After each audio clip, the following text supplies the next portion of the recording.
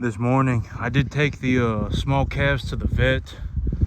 I'm pretty certain that the BRD outbreak that I was having over the last couple of weeks, maybe the last month or so, is over. I'm pretty certain that it is. But just to get more proactive with the situation, instead of just sitting here and hoping, right? I don't want to sit here and just have my fingers crossed and hope that it's over. And so what I did was I took all the calves to the veterinarian this morning, the small animals in the preconditioning pen. I went ahead and I took them all to the vet this morning and got them all a metaphylaxis dose of Macrocin. And the big idea with what I got going on right now is that within the next 2 weeks or so, I would anticipate that the calves in the preconditioning pen are stabilized. And the whole thing about it is that I'm going to just, over the next about week and a half, I'll just make completely sure that the BRD is over, right? I really want to make sure that the BRD is over. And once the BRD is over, I will start expanding my herd, and so I will start bringing home more animals. And during that week and a half, I will also get the animals in the preconditioning pen stabilized as well.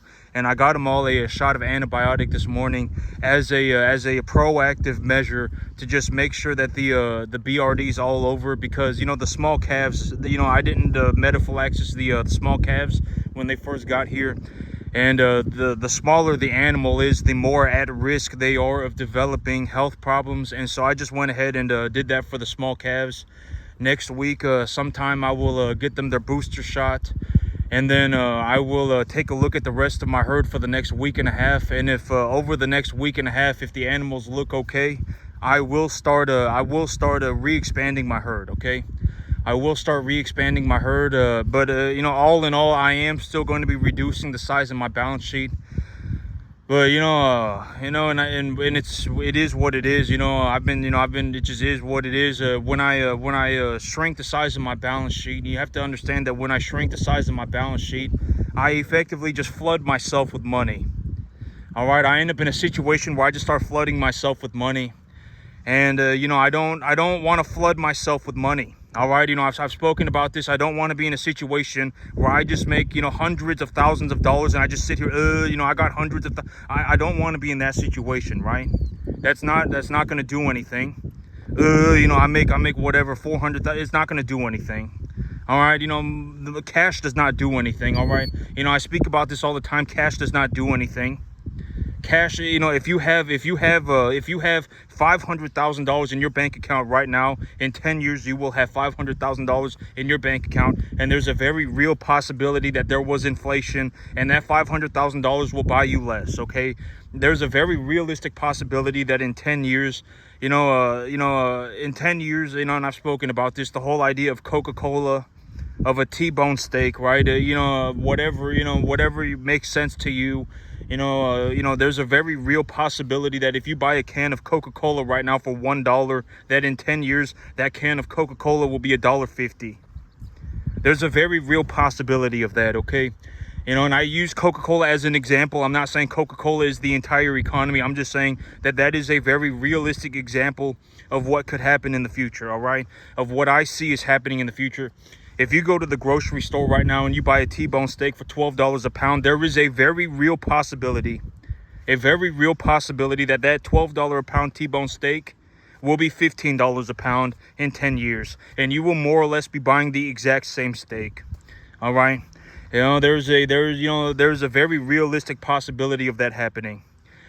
And so, if any, and I've always said that cash is not that good of an asset. All right, like me, I don't ever look to maximize my cash position. I pay myself whatever I need, and then I just get on with it. All right, that's effectively how I utilize cash. Okay, I don't.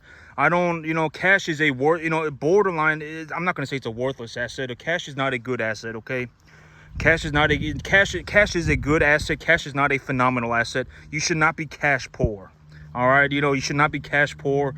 In terms of cash flow, and like when I show you like what I do in terms of cash flow, in terms of cash flow, how much cash do I generate?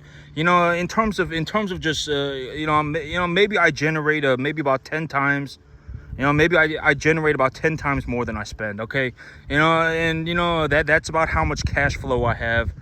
You know, and with the majority of the money, I just put it back into my business.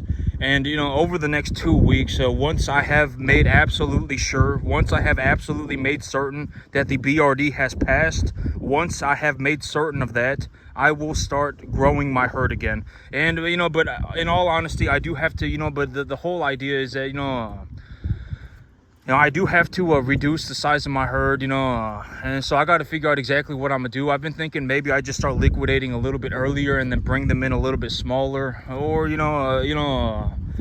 but either way, you know, with the excess cash that I have, with the excess money that I have, I will go ahead and deleverage myself. But if I deleverage myself, right, that's the whole thing, is when I deleverage myself, if I have a balance sheet and it is completely deleveraged, that means all of the assets on my balance sheet belong to me. All right, that's just another way of looking at it. When I deleverage myself, I would anticipate that I am completely deleveraged within the next 2 months. All right, I will probably have zero debt on my assets within about 2 months. All right, and you know, when that happens, I will still probably have, you know, about 50 animals worth of equity. All right, and if I have 50 animals worth of equity, you know, and you know, if I have 50, when I go and buy 50 animals, you know, effectively, you know, and et cetera, you know, but but you know, in a situation where I legitimately have, you know, but you know, this is also the thing that I've been talking about. You know, this is also the thing, you know, one of the biggest problems. And I know that this is like whatever, if you legitimately, you know, but this is legitimately one of the major problems that I am having right now. And one of the major problems that I am having right now is that I effectively make such a drastic amount of money that it is difficult for me to reinvest all of it. Just to put things in perspective, if I were to take the money that I make in just the next 3 months and put it back into my business, I would have to buy over 100 cattle. It would be about 120 in just the next 3 months. You know, 2.5 months. All right, you know, one of the biggest problems that I am legitimately having with my business right now is that the amount of money that I am making is becoming so drastic that it is actually difficult for me to put the money back into my business. Right, and even when I solve the, you know, I've been taking a look at how do I solve this, but even when I solve it, you know, how do I solve this problem? I buy myself a big piece of land, but even then, it's like, I guess, you know, like, and I've always said that, you know, at the end of the day, if I legitimately felt like not expanding my business anymore, right, I talk about this in terms of the perspectives of a business owner, right, in terms of a business owner, you know, there is you know, the 3 major categories of business, right? The 3 major categories of business is, number 1, the business is failing. That's a majority of businesses, the business is failing. All right, that's category number 1, the business is failing. Category number 2 for a business is a business where the owner of the business scrapes money off the business forever with the intentions of using the money to do whatever it is that they want to do, right? They scrape money off the business. And then category number 3 for a business is a business that is expanding and the owner of the business is looking to expand the business. Right? If I took myself from category 3 to category 2 and I just started scraping whatever, like even right now, if I scraped $15,000 a month off of my business, it wouldn't matter. All right. You know, granted that I would have to pay taxes on it. So, you know, realistically, you know, I would end up with maybe about, you know, 10,000 after I pay taxes. You know, but, you know, if I went from category 3 to category 2, I mean, you know, but, at some point, but I probably won't do that because the whole thing about it is, and I've spoken about this, the reason that I keep myself in category number 3 is because at the end of the day, if I legitimately felt like scraping money off of a business, right? I mean, I wouldn't, at the end of the day, the money after a certain point does not really even do anything. All right, after a certain point, it doesn't really do anything. If I legitimately felt like scraping money off of a business for the rest of my life, if that was what I felt like doing, I could sit on this 10.5 acre field for the rest of my life. All right, and I could farm cattle, and I would make whatever $350,000 to $500,000 a year, and that money, that much money is effectively enough money for me to do anything, right? I don't need to go and buy myself a $5 million field to, and the only reason, the major reason that in terms of, and I've spoken about this, the whole idea, the major reason that I'm looking to grow my business. The major reason that I'm looking to grow my business is to challenge myself. I actually want to challenge myself. All right, running 150, 200 cattle on a 10.5 acre field is not difficult for me anymore. It's not difficult. I can do this like on cruise control. It's not even hard. All right, the number one, one of the biggest reasons why I am looking to grow my business is so that I can challenge myself. I really want to actually do something that is challenging to me. And I feel like if I go and I run 1,000 head of cattle a year by myself, that would be challenging. That's what I believe, and so that's what I want to go and do. And at the end of the day, if I legitimately felt like sitting on a 10.5 acre field for the rest of my life and running cattle, even then I would make enough money to effectively do anything on the entire planet. All right, it doesn't matter. I can always come back if that is what I felt like doing. All right, and and over the last week, I did liquidate animals. I am flooding myself with capital. All right, I am legitimately increasing my capital.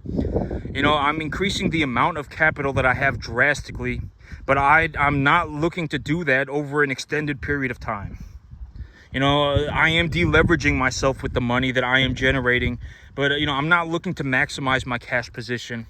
All right, that's not going to do anything. If anything, I'm looking to maximize my asset position. I want good assets, all right? I'm looking to purchase good assets. I would rather have a good asset before I had cash. And so with everything that I got going on, I'm going to make sure that I got everything squared away over the next week and a half. I'm just going to make sure that all the animals, the BRD has absolutely passed, all right? That's one of the things that I've really got to make sure of. Over the next week and a half, I'm going to make sure that the BRD has completely passed. And if it has completely passed, this morning I did give a metaphylaxis dose of antibiotics and macrocin to the small calves in the preconditioning pen. And next week I will get the calves a booster shot of a BRD vaccination and their black leg. And once I have done that, I will empty out the preconditioning pen, and I will probably liquidate a few more animals too. And then I will start bringing home new animals. All right, I will start bringing home new animals, and I would anticipate that maybe in the next, and just to put things in perspective, I would anticipate, okay, if I sit here on this 10.5 acre field for the next 5 months.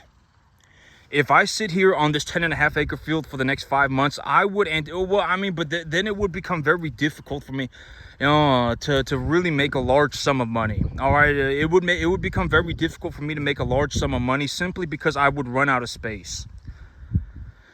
But if I just took the money that I made on this, if I just took the money and just reinvested the money, if I just did that, if I just took the money and reinvested it, I did not leverage against it at all, I would be willing to bet that I make over 200 grand in the next 4 months. I would be willing to bet that I make over $200,000 in the next 4 months, in the next 5 months, I would be willing to bet. I would be willing to bet that I make over $200,000 in the next 5 months. But, that's if I just took the money that I made and just reinvested it. Realistically, that is not the plan. The plan right now is to deleverage myself. And when I re-leverage myself, I'm also going to buy myself a piece of real estate. And then I will take the money that I have in my herd and I will reinvest that capital. And then I will also leverage against my assets. That's the big plan. That's the plan. That's what I'm looking to accomplish. But at the end of the day, it's not, if something happens and I get stuck on this 10.5 acre field for the next 5 months, I'll have to figure it out. Maybe, I probably just have to go and buy myself a new truck. I'd buy myself a new trailer. I'd have to go and buy myself more assets before the end of the year. All right. Or I will lose the money anyway because of taxes. Right. I've spoken about this. The whole thing about not investing your capital is you are guaranteed to lose your money if you do not invest it. All right, taxes are guaranteed. If you do not invest your capital into a tax deductible asset, you will lose money. All right, and I think it's like, oh my God, well, what if I lose money buying? You're gonna lose money anyway. That's how I see it. For me, it's either I grow my business or I pay taxes. All right, and I've spoken about this, the whole idea of taxes. In terms of how I see it, taxes are not a punishment. All right. If anything, we need to and with the whole thing with President Trump, and I think that President Trump has, is correct in the idea that we need to reduce taxes. All right. Because here's the thing, and I know that this is going to sound horrible, but at the end of the day, I'm not the one who makes the rules. If you legitimately think that it's unfair, then you go and you run 200 cattle, and then you tell me it's unfair. My income is in the very top percentiles of the entire country.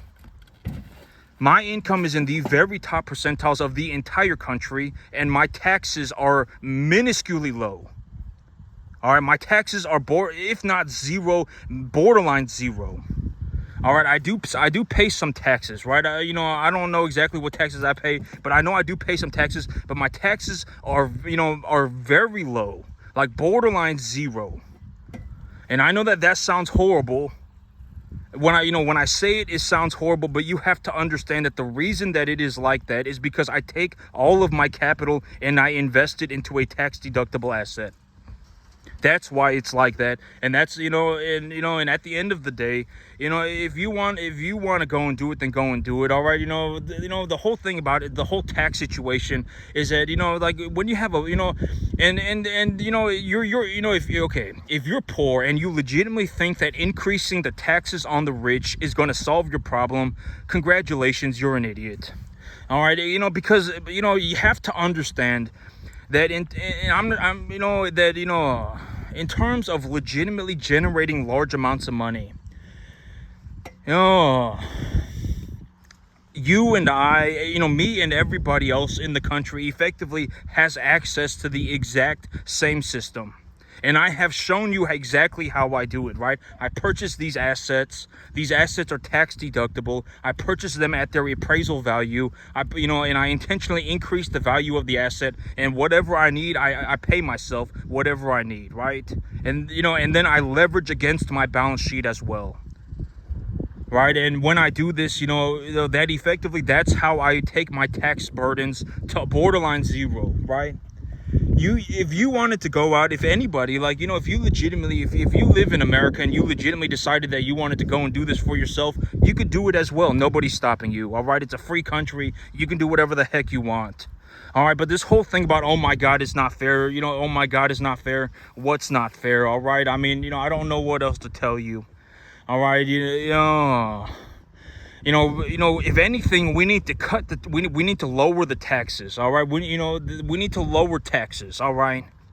Because the people who are paying them are going to be the ones who receive the tax benefits. All right. The people who actually pay taxes, like if you just go to work and you just have your salary and you just come home and you work your 40 or 50 hours a week, if that's how you're living your life, you're probably paying the most taxes in terms of a percentage of your income.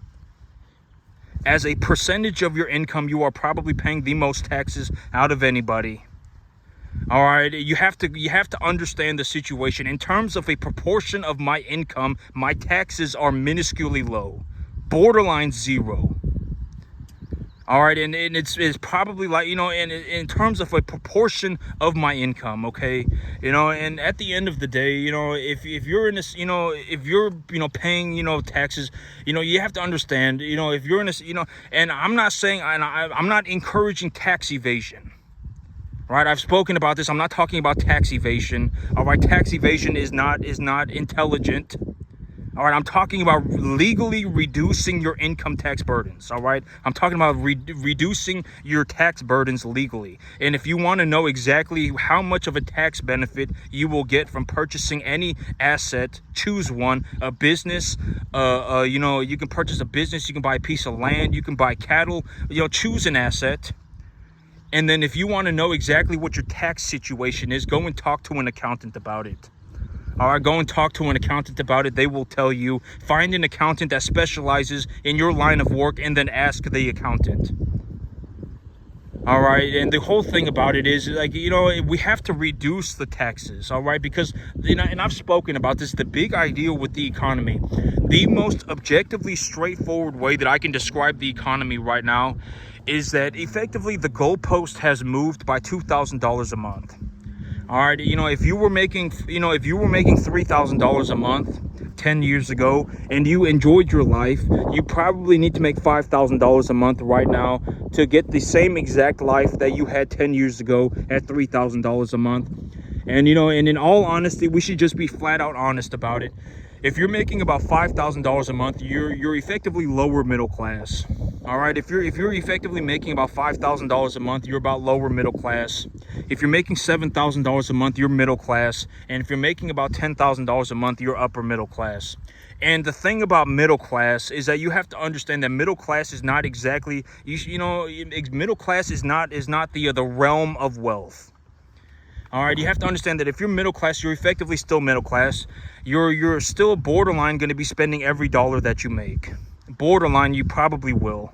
All right, and but the whole idea of spending every dollar that you make is that is you can do that with any amount of money, but realistically, if you have $10,000 a month, if you got two adults in a household that make $10,000 a month each, and that household makes $240,000 a year, and then you pay your taxes, and now you have $180,000 a year left over. If you lived reasonably, I mean, you would effectively have unlimited money. Granted that you invested, about $5,000, a month, and then you lived on $10,000, and then, congratulations. All right, effectively you would never run out of money for the rest of your life.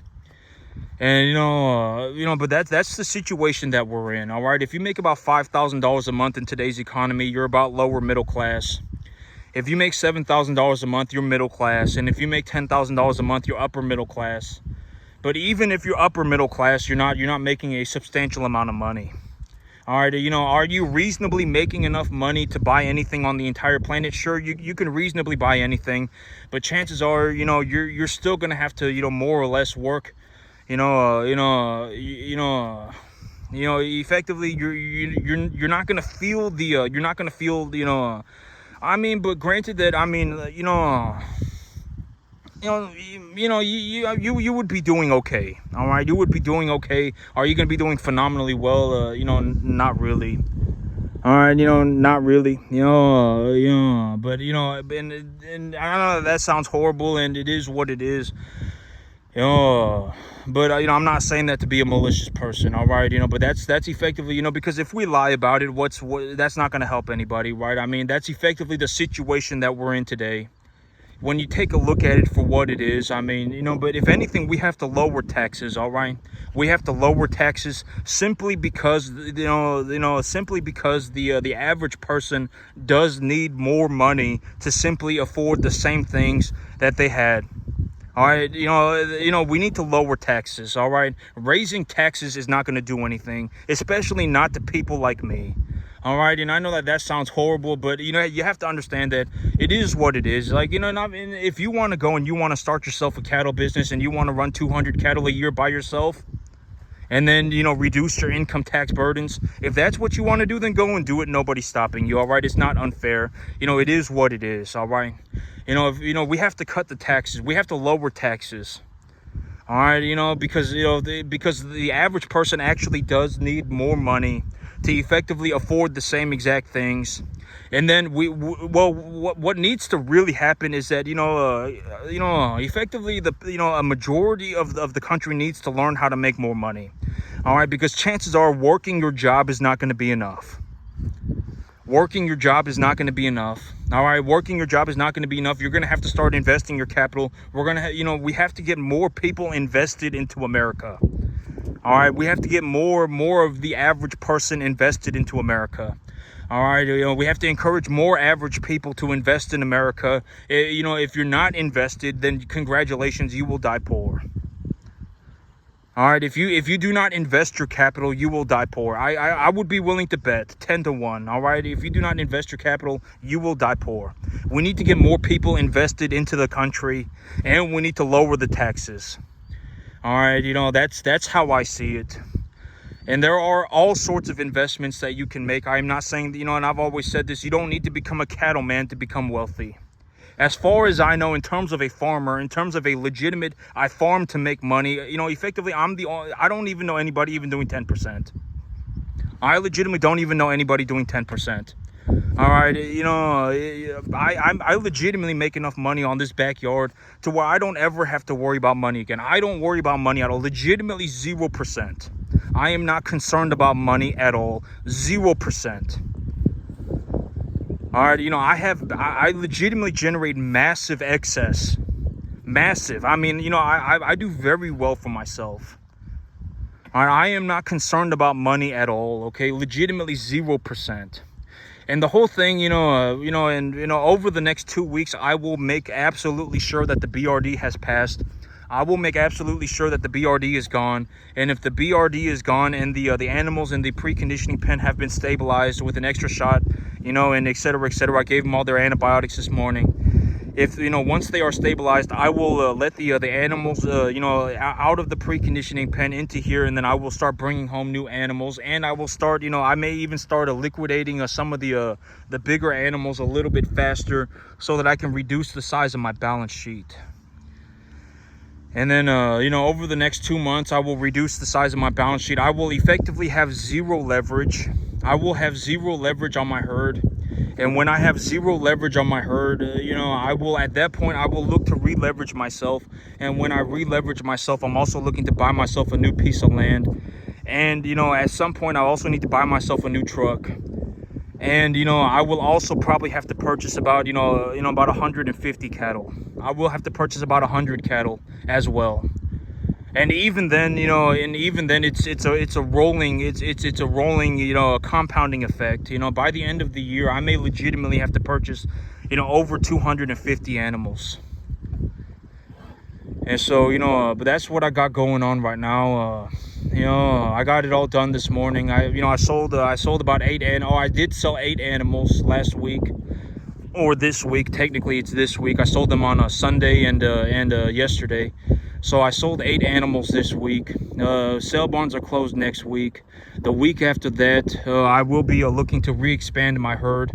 And when I re-expand my herd, I will only re-expand my herd once I am completely certain that the BRD has gone.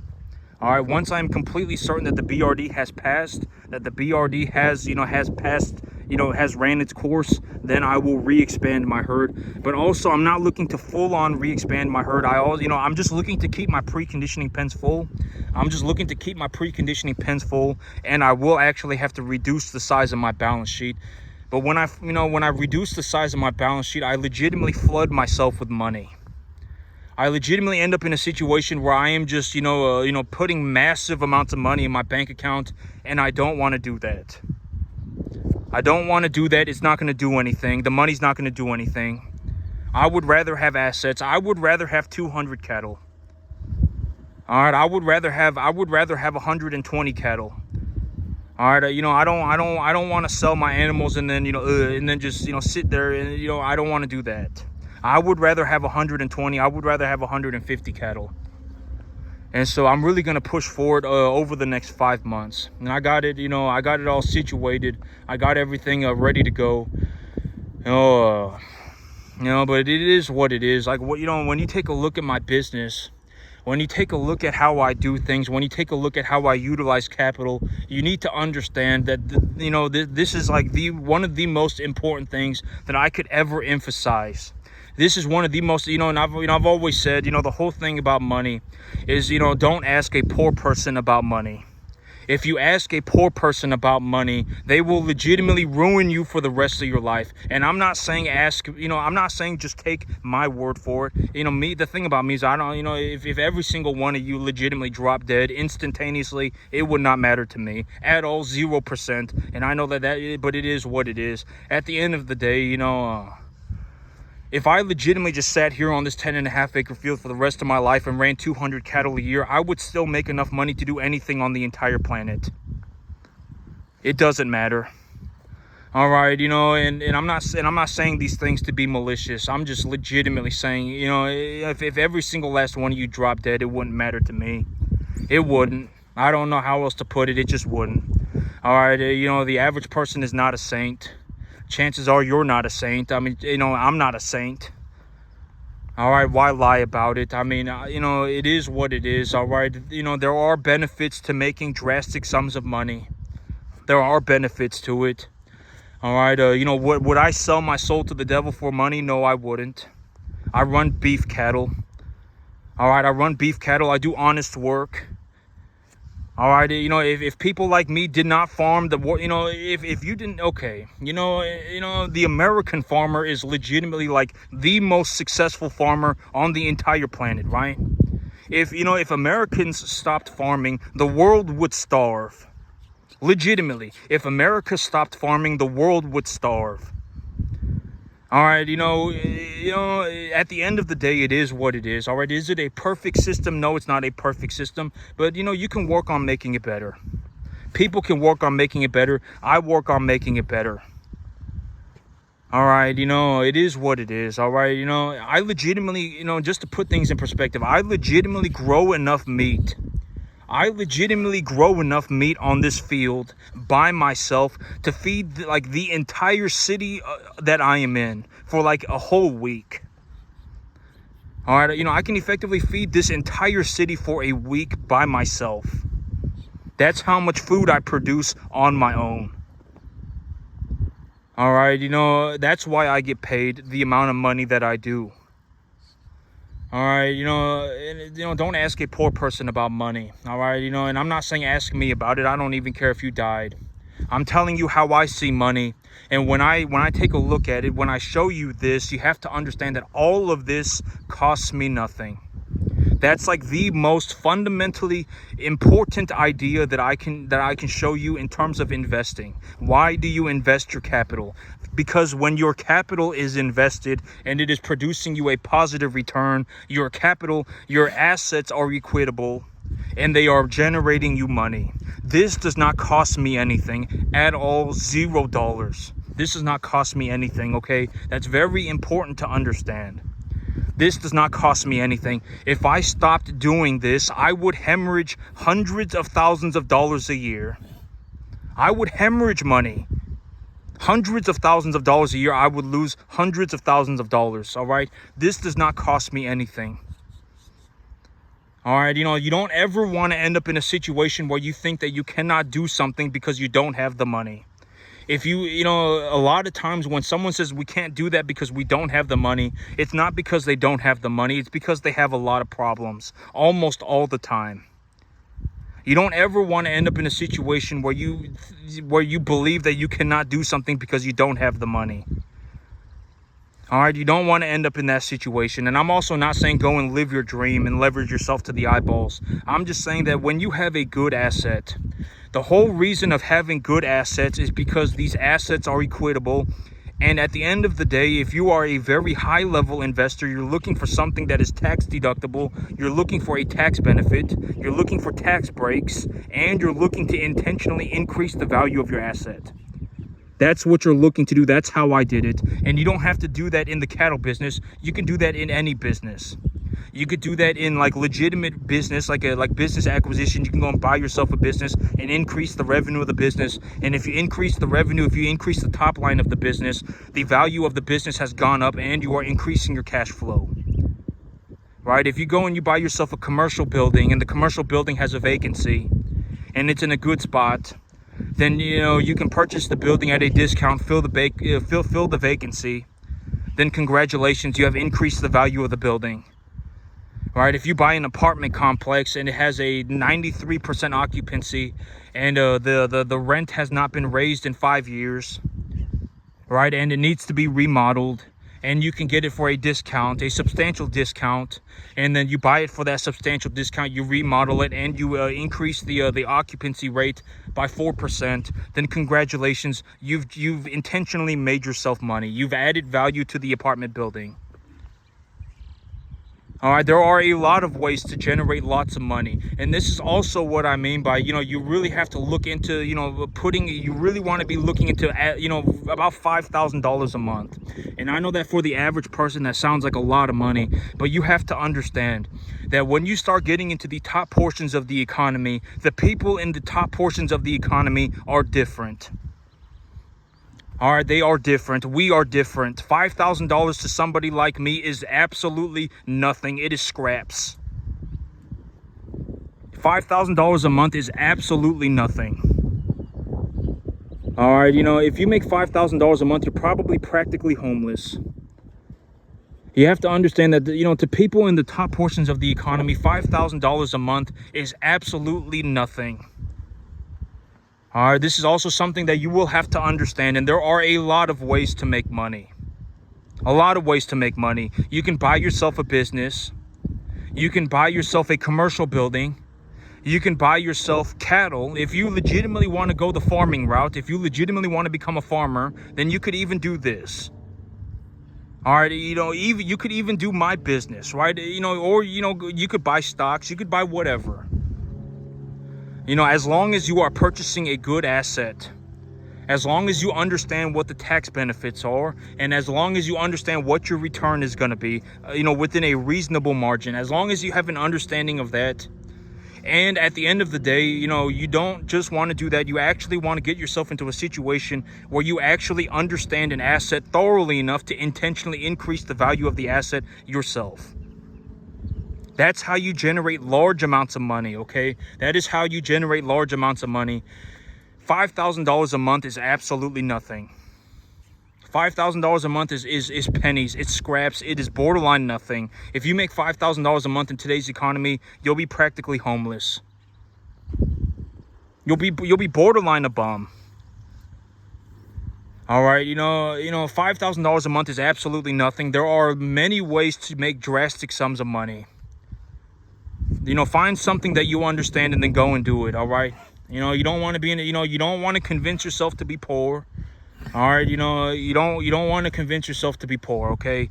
You know, that's the worst case scenario. All right, you don't want to be in a situation where, oh my God, everything is impossible, and you know, you don't want, oh my God, you know, that's not possible. Oh my God, it's not possible. Oh my God, everything's impossible. You're gonna die poor. All right, you have to find something you understand and then go and do it. There are lots of ways to make drastic sums of money, okay? And that's it for me today, YouTube. You have a good one.